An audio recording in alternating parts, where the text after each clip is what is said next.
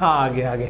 Okay so आप जो board पर देख पा रहे हो थोड़ा सा बताओ जी कि मतलब क्या एग्जैक्टली समझ आ रहा है इससे कि ये जो पैटर्न है a plus B plus C sorry a plus B giving A B या a plus B plus C giving A B C, मतलब जितने भी रिएक्टेंट्स है they are getting combined to form a single product. यहां पर एक बहुत ही खास बात क्या दिख रहा है कि there is a single product, ठीक है। और इसके बिल्कुल अपोजिट यहां पर देख सकते हो कि when you have a single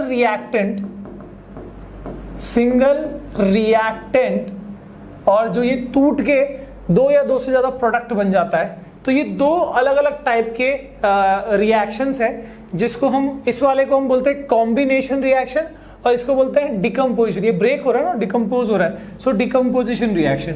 सो ये जो टाइप ऑफ केमिकल रिएक्शन जो पहला दिख रहा है आपको, that is combination reaction, combination reaction. और दूसरा क्या है, दूसरा is decomposition reaction, decomposition reaction है ना, दोनों एक दूसरे से अपोजिट है। यहां पर कंबाइन हो रहे हैं केमिकल्स, रिएक्टेंट्स कंबाइन होके सिंगल प्रोडक्ट फॉर्म हो रहा है। इधर क्या हो रहा है, एक रिएक्टेंट है जो डिकम्पोज होके टू और मोर प्रोडक्ट को फॉर्म कर रहा है। तो इसमें अब हम इसको डिफाइन भी कर सकते हैं डेफिनेटली, और एग्जांपल पहले दे देते हैं। सो जैसे C plus O2 giving CO2, sir balance कर दो, बैलेंस है ऑलरेडी, ठीक है। H2 plus O2 giving H2O, sir balance कर दो, ये तुम करो ना, मतलब बैलेंस करना जरूरी है एग्जाम में। So one you do simple है यार, है ना। सो देखो सब में कंबाइन हो रहा है। ऑल्सो डिकम्पोजिशन में क्या होता है सर, डिकम्पोजिशन में डिकम्पोज होता है, जैसे कि CaCO3 कैल्शियम कार्बोनेट को जब हम हीट करते हैं 1000 degree Celsius, it gives calcium oxide plus carbon dioxide. Sir ये क्या है, डिकम्पोज हुआ ना यार, देखो सिंगल रिएक्टेंट था, ब्रेक हो गया, दो से ज्यादा प्रोडक्ट बन गए यहाँ पर, है ना। ऑल्सो और भी कई सारे हैं जैसे कि, बट मैं आगे बताऊंगा इसके टाइप्स में, आगे बताऊंगा मैं, ठीक है। AgBr का H2O ब्रेक होता है इलेक्ट्रिसिटी में, वो भी बताऊंगा आगे, ठीक है। So can you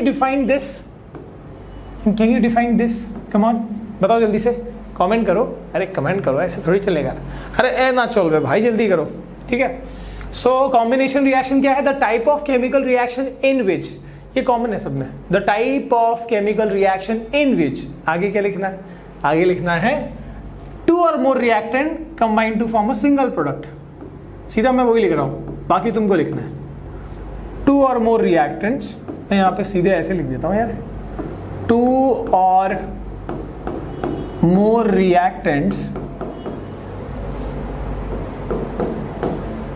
combine to form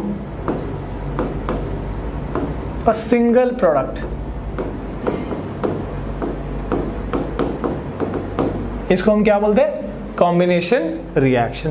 clear है, क्लियर है। वैसे यहां पर क्या लिखेंगे भाई, इस वाले में क्या लिखेंगे बताओ, the type of chemical reaction in which a single reactant decomposes to form two or more product, है ना।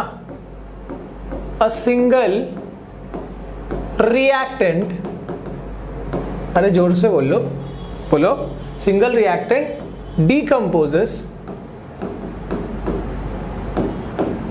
to form two or more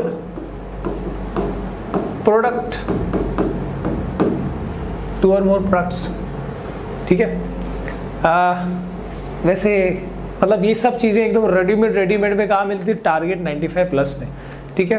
तो आई होप कि तुम लोग जब भी वीडियो में आ रहे हो तो वो चीज़ देख के आ रहे हो, so that the understanding is quite एकदम क्रिस्टल क्लियर वाला हो, ठीक है। ये थोड़ा सा आपको बोर्ड वाली फील देगा, ठीक है, एकदम करते पढ़ते एकदम क्लासरूम वाली फील देगा भाई। ये लॉकडाउन में ना मतलब वो मिस कर रहे होगे, आई नो,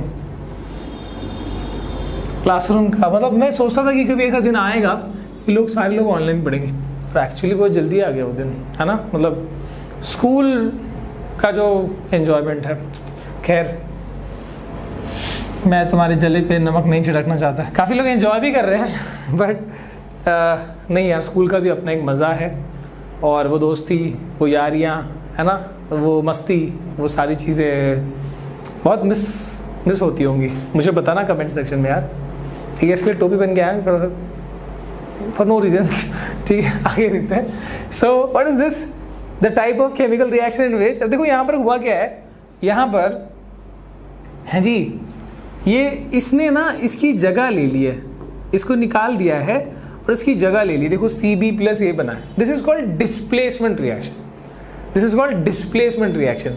ये रिएक्शन तभी हो सकता है जब ये बाहर वाला जो केमिकल है या बाहर वाला जो एलिमेंट है वो इस अंदर वाले एलिमेंट से ज़्यादा रिएक्टिव है। स्पेशली मेटल्स में होता है ये डिस्प्लेसमेंट रिएक्शन, ठीक है। जैसे मान लो एक एग्जांपल लिखते हैं, for example zinc, zinc is more reactive than ion, तो मैं लिख सकता हूँ zinc plus ion sulphate FeSO4, है ना। अब जिंक क्योंकि ज़्यादा रिएक्टिव आयन से ये उसकी जगह ले लेगा, डिस्प्लेस कर देगा, it will be forming ZnSO4 plus Fe। अब तुम बोलोगे सर ये अगर हम ऐसे लेते ZnSO4 प्लस Fe को लेते तो क्या रिएक्शन होता क्या? नहीं, बिकॉज बाहर वाला मेटल अंदर वाले मेटल से ज़्यादा रिएक्टिव नहीं है। समझ में आ गया? ठीक है। सो यहाँ पर डिस्प्लेसमेंट तभी होगा, रिएक्शन तभी कंप्लीट होगा जब बाहर वाला मेटल इज मोर रिएक्टिव। सो यहाँ पर आते हैं अपने उस डेफिनेशन पे, थर्ड वाला is displacement reaction, displacement reaction, ठीक है। सो what is displacement reaction? The type of chemical reaction in which a more reactive element displaces a less reactive element from its compound, ठीक है। तो यहां पर वैसे ही लिखना पड़ेगा sir, a more reactive element displaces a less reactive element from its compound, ठीक है। इसको हम क्या बोलते हैं? इसको हम बोलते हैं displacement reaction. Here is example. तो इसमें याद रखो नॉर्मली ऐसा भी एक है, कॉपर सल्फेट को, अगर कॉपर सल्फेट जो है, कॉपर जो है ये जिंक से कम रिएक्टिव है, आयन से भी कम रिएक्टिव है, तो तुमको इसको रिएक्ट कराना है तो तुम जिंक भी लिख सकते हो यहाँ पे, आयन भी, because anyhow they are more reactive. ये बाहर जो रहेगा तो इसको डिस्प्लेस कर पाएगा। सपोज मैं आयन का लिख देता हूँ, तो since zinc more reactive than ion, more reactive than copper, तो सबसे कम रिएक्टिव कॉपर है। तो बेसिकली कॉपर सल्फेट है तुम्हारे सामने, तुम आयन से भी रिएक्ट करा सकते हो, जिंक से भी कर सकते हो।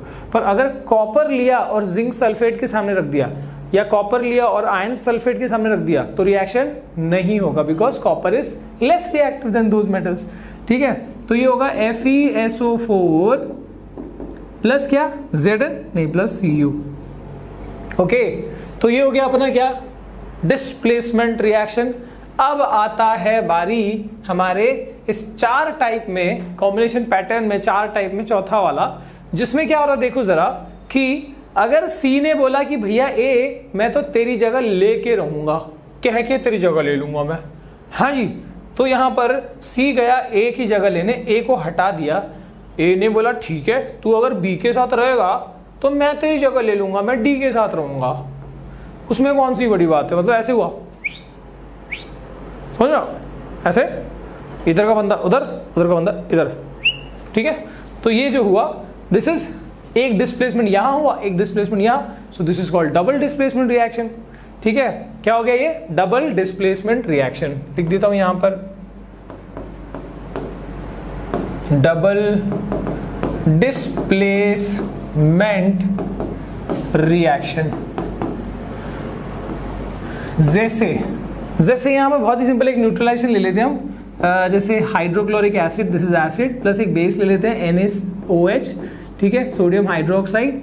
सो Na जो है H की जगह आया, NaCl बन गया, समझ रहे हो।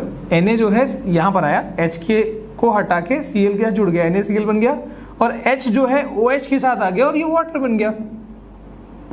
So that is very simple example of double displacement reaction, ठीक है। डबल डिस्प्लेसमेंट, एक ने इसको रिप्लेस किया और उसने क्या किया, फिर उसकी जगह ले ली, है ना। सी ए के पास आया, ए की जगह ले ली सी ने, और ए गया सी की जगह पर जाके बैठ गया। So this is double displacement, okay. अब यहां पर हम क्या लिखें, the type of chemical reaction in which, क्या होता है इसमें, the type of chemical reaction in which क्या, mutual exchange of ions take place. क्या बोलते हैं इसको, ये टेक्निकल टर्म याद रखना, mutual exchange of ions take place. The type of chemical reaction in which mutual exchange of ions take place, ठीक है। इसको हम बोलते हैं डबल डिस्प्लेसमेंट रिएक्शन। वाह क्या बात।